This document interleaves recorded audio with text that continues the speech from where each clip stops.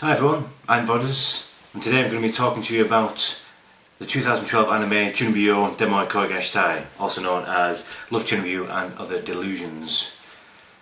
Let's see how we go.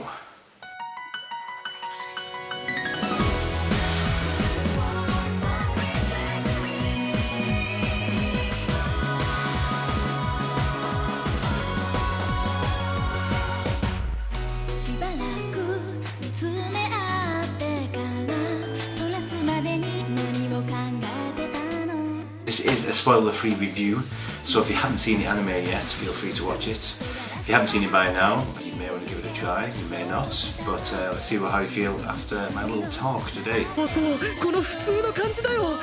Before I watched this anime back in 2012, I wasn't aware of Chuunibyou.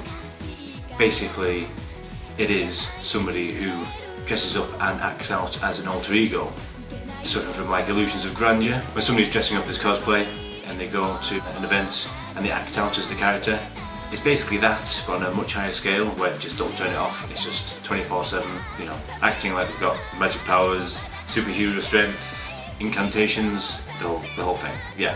But anyway, I just thought I'd give you a light explanation as to what Chuunibyou, or the state of Chuunibyou, is before I begin. The plot. The story focuses mainly on two protagonists, the first being Yuta. Previously a sufferer of Chuunibyou, Yuta had alienated himself from his classmates back in middle school while acting out as his alter ego, the Dark Flame Master.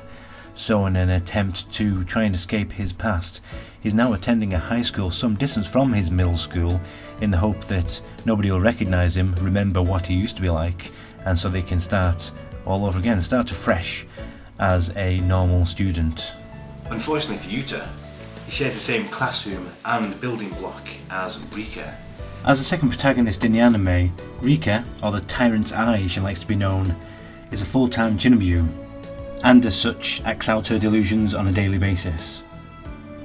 It quickly becomes apparent that Rika is interested in Yuta. She approaches him on several occasions, trying to include him in her delusions and fantasies, much to Yuta's horror. He thinks it's just down to dumb luck, considering his past history, though he is trying to hide his past of Chuunibyou from the other students. But he soon realises the reason why Rika is approaching him is because she has seen him acting out as the Dark Flame Master from before he decided to throw in his alter ego's towel. Yuta does try to keep his distance, but after several occasions where they're forced to interact with each other, Yuta eventually gives in to Rika and accepts her for what she is, because he used to be a Chuunibyou himself, and he gets it, even though he doesn't want to get it, but he does. And so that's where their friendship begins.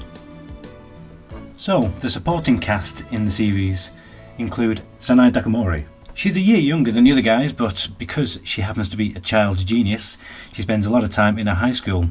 She's another Chuunibyou. As far as I can tell, she's Rika's best friend, but she does see Rika as her Dark Lord and Master, and is fully involved in the adventures of the Tyrant's Eye. Gotta say though, she's pretty dumb for a genius. She's a dumb genius. I don't know how that works, but it works. It does. Surely all geniuses are dumb in one way or another. Intelligent one way, dumb to another. Anyway. Next we have Shimbou Nibutani. Like Yuta, Nibutani also has a past that she wishes to forget about. As a character, she seems very caring of the other cast and seems to want to help them in every chance she can get. Although, on some occasions I've got to say, that does come across as just sticking your nose in where it doesn't belong, but that's what I'm getting anyway. Of course, she just gets drawn into the delusions of Rika and Sanai, and in an act to defend her past, or protect her past, she joins the group to make sure that nobody blabs. She's a clap representative and she's very popular with the other students, particularly the boys. Then we have Kumin Tetsuri. She's in the year above Rika and Yuta. Although she doesn't have a choice at first, Kumin eventually is drawn to the group. She gets pleasure from watching the Chuunibyou adventures going on around her. She's very softly spoken and wise because, she's a year older. She also happens to have the best hobby ever, which is having a nap. Napping, having a snooze. It's a great idea. I'm thinking of taking it up myself. If napping isn't already a hobby, it should be, because who doesn't like a nap? I'd love a nap. Makoto Ishiki is Yuta's closest male friend, and only male friend in the series, as a matter of fact. He's your standard anime schoolmate friend who's interested in girls and always worrying about if he's ever going to get a girlfriend. He doesn't get a lot of airtime, and if it wasn't for his interest in cumin, there'd be even less. And the last supporting character that I'm going to mention is Tuka Takanashi, Rika's older sister. At first glance, she seems very stone-faced. All she wants is to stop Rika and her Chuunibyou way of life. But as we get a few episodes in, we realise she just wants the very best for her little sister. Bless. Well, of course, that was just a quick overlay of the cast and the characters in the series. To be honest, there isn't a lot of meat to the characters besides Rika, actually. As far as backstories go, Yuta, we know, has his dark flame past, and that's, we need to know that as an audience, so that we can understand the relationship between him and Rika. But as far as the other supporting cast are concerned, there is no real backstory to any of them at all. Jar Genius, Secret, Chuunibyou, likes to nap. Don't know. Not very thick on the ground as far as backstories for supporting cast are concerned. However, it doesn't affect the anime in any way because they're just there to support Rika and Yuta. Even with a lack of background stories, there is a good mix of cast here. They help the anime tick over quite nicely, and, besides Ishiki, who I did find annoying at times, I did enjoy watching them going about their day-to-day lives. I mean, the cast is necessary for this story to work. Both Rika and Yuta have their issues when it comes to the emotional state of the opposite sex.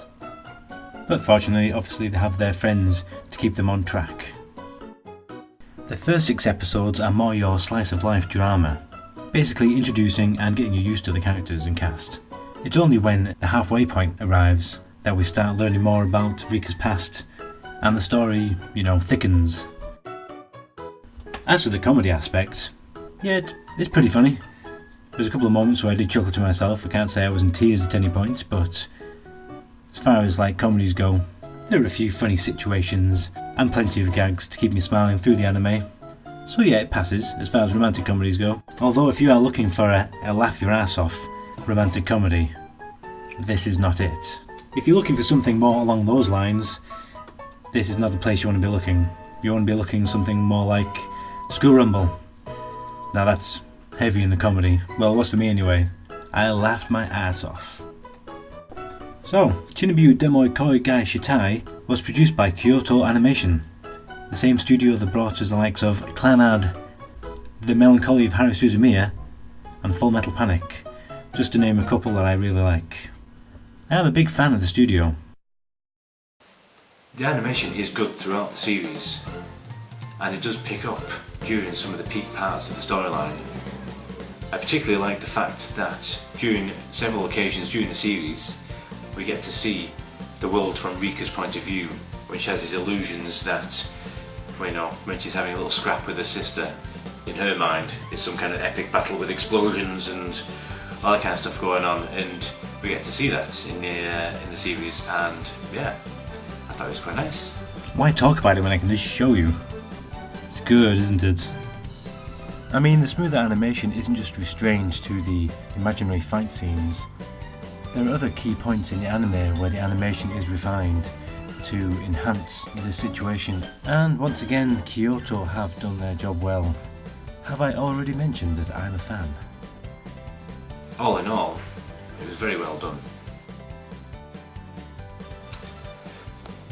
So this series is only 12 episodes long, which to me can usually send up warning signals to the fact that this could be a series that isn't going to end very well. But that's just me. I've seen enough animes, a lot of overs or 12, 13 episode animes, to know that more often than not you're not going to be satisfied with the ending, or they kind of rush it towards the end, so feels good, a few episodes in, it starts getting towards the end, and because they're trying to get as much information into you as possible, they a lot of the enjoyment of the storyline is kind of lost in, you know, being crammed with a lot of information and then it ends. It's either that or you have a good paced anime all the way through, but then you don't really get an end. I hate that. I say I hate it. It hasn't stopped me from watching anime, but Chuunibyou Demo Koi Shitai as far as I'm concerned, when I watched it back in 2012, I am now aware there is a second series, but when I watched it in 2012, when it finished, I thought, that's it. I wasn't expecting a second season because it ended pretty well. As far as 12 episode series go, it had a good storyline, built up all the characters for the first half of the series, and you know, things started getting a little bit serious, and by the time the 12th episode came along, by the time the finale came along, it was wrapped up pretty nice. As far as 12 episode series go, I was happy. I've done my best to keep this review as spoiler free as possible, so please can I ask that you do the same and not mention any major plot lines in the comments below. Same goes for series 2, because I do plan on watching that, and I would like it to be a surprise. You can probably tell I'm a fan of the series. It's not the best series in the world, but I'll give it a solid 7 out of 10. Or if I was giving it a rating out of 5, I give it a 3. 3? I haven't decided what I'm... Chuunibyou Demo Koi Shitai, dub and sub, is available to stream on Crunchyroll and is also available to buy in DVD and Blu-ray in the UK.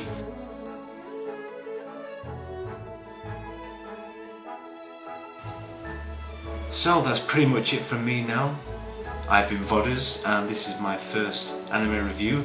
Hope you've enjoyed it. Thank you very much for watching, and if you have any comments, I'd be really interested to see what you have to say about this. But until next time, because I do plan on doing more, because I have enjoyed doing this, I'll see you next time. Bye bye. See ya. Ciao. Auf Wiedersehen. Happy go lucky bye. Let me. I'm going. Go.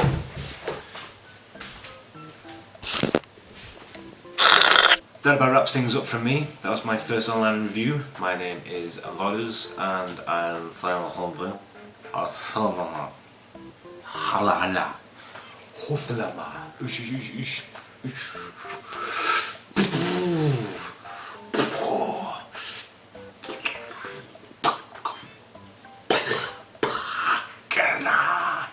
Wow.